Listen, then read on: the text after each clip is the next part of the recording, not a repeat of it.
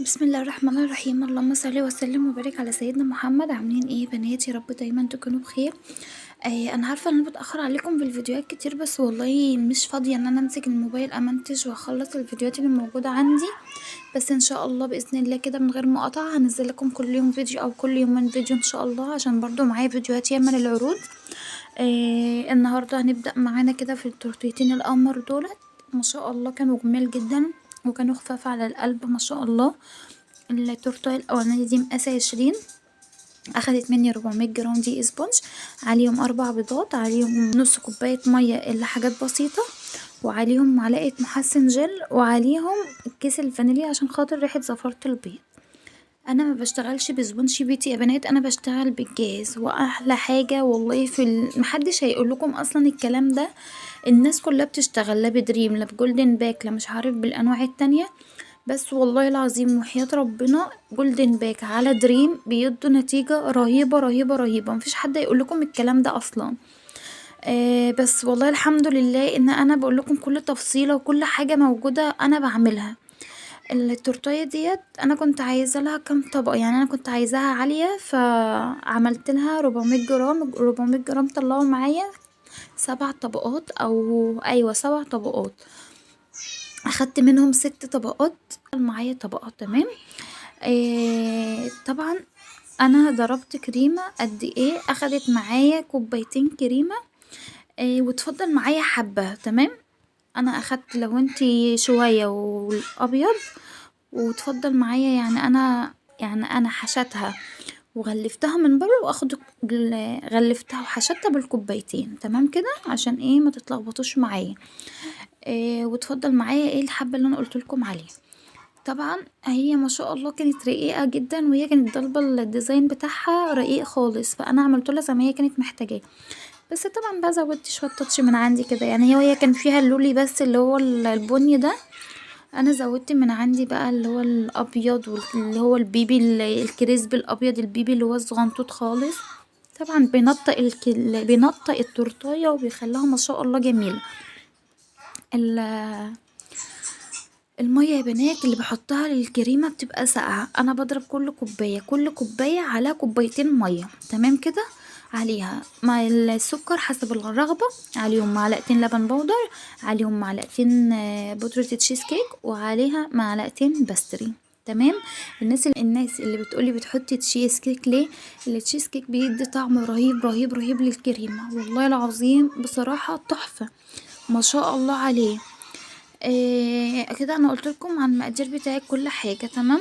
الصور الفراشات دي انا بطبعها زي ما انا قلت لكم قبل كده في المطبعه ب50 جنيه، وساعات بيطبع لي ورق خفيف باين ب40 جنيه مش فاكره والله. يعني هو في كذا نوع، فانا بختار انضف حاجه علشان خاطر ما يبوش من الكريمه، علشان طبعا الكريمه بيبقى محطوط لها ميه في الورق بيبوش. فانا باخد الورقه الناشفه اللي هي الحلوه. مش عارفة اسمه ورق كوشي باين او ورق استديو اللي هو بتاع الطبعة بتاعة الاستديو، والله مش عارفة بصراحة.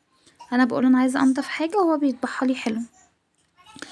انا فضلت بقى محتارة جدا جدا انا هعمل الفراشة دي هحطها ازاي، رايحة يمين رايحة شمال مش عارفة. افتكرت ان انا جايبة شمع، كنت جايبة الباكت ب25 جنيه، مش عارفة برضو كان في كام شمعية هبقى اشوفه. قمت انا جايبه شمعيه ولزقاها كده وحطها في النص، بصراحه ادت للتورتايه شكل قمر قوي وما شاء الله كانت كيوت خالص وكانت عسوله. هنخش بقى في التورتايه التانية، برضو كنت طابعه لها الصور من المطبعه. هي برضو ما اخدتش معايا حاجه، كانت ما شاء الله خلصانه بسرعه. انتوا عارفين طبعا الحشوات اللي انا بحطها في التورت، بندق والمكسرات، طبعا مكسرات مشكله بندق ولوز وعين جمل. اللهم صل وسلم وبارك على سيدنا محمد. بحط بقى لوتس ومربى حليب ونوتيلا وايت، وبحط صوص فراولة وصوص شوكولاتة، بحط جميع الصوصات، بحط جميع الحشوات، ما بحطش غير النوعين بس دولت اللي من الصوص تمام. دي كانت تورتايه مقاس، انا طلعت الاولانيه عشان قبل ما انسى كده، طلعت الاولانيه ب400 جنيه، التانية ديت طلعتها ب300، علشان دي كانت مقاس 16 والتانية كانت مقاس 20. اللهم صل على سيدنا محمد. ديت اخدت مني قد ايه؟ سبونج اخدت مني 300 جرام، واخدت منهم طبقة، يعني هو اتفضل معايا طبقة او طبقتين، اتفضل معايا طبقتين. اخدتها عملتها 5 طبقات على منشار رقم 9، ده اللي انا بطلعه معايا، يعني انا ما بطلعش على رقم 8 ولا رقم 7 ولا رقم 6 ولا كده، انا بطلع التورت بتاعتي كلها 6 طبقات او 5 طبقات على رقم 9. تمام. اللهم صل وسلم وبارك على سيدنا محمد. عليهم برضو ربع كوباية مية وحبة، تمام، عشان دول 300 مش 250. فال250 بنحط لهم بس ايه الكوباية، ربع كوباية. حاطين طبعا 3 بيضات وعليهم معلقة المحسن وعليهم الكيس الفانيليا. تمام. الكريمة بقى اخدت مني كوباية وربع، علشان خاطر طبعا اللون، يعني انا زودت على اللون شوية، عشان كده اخدت معايا كوباية وربع. طبعا يا بنات انا عايزه اقول لكم الكريمه ممكن تاخد معاكي من كوبايه لكوبايه ونص، على حسب العجان اللي عندك او على حسب المضرب اللي عندك. العجانات والمضارب هي اللي بترفع الكريمه بصراحه، وهي اللي بتخلي الكريمه ما شاء الله حلوه.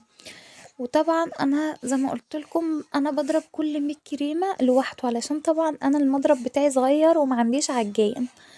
خلاص الفيديو هيبدأ يخلص معاكم، قلت لكم على كل حاجة، واشوف وشكم على خير، واستنوا العروض والفيديوهات اللي هتنزل ان شاء الله. وما تنسوش اللايك والاشتراك في القناة والتعليق بتاعكم الحلو اللي بيفرحني وبيخليني مبسوطة وطايرة بصراحة، يعني تعليقاتكم القمر دي هي اللي بتفرحني جدا جدا. مع ألف سلامة، وخلاص الفيديو خلاص انتهى، ومع السلامة حبايب قلبي.